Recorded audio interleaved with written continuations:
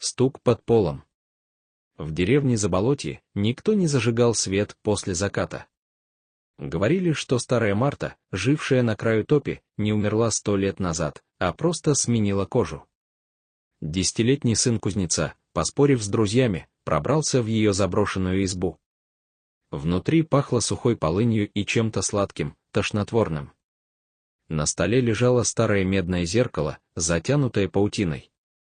Мальчик протер стекло рукавом, и его отражение вдруг улыбнулось шире, чем он сам.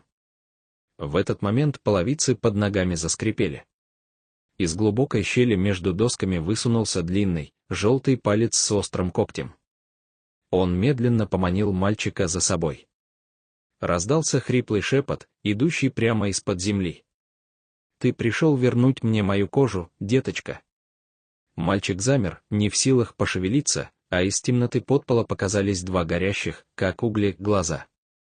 Вторая костлявая рука внезапно обхватила его лодыжкой.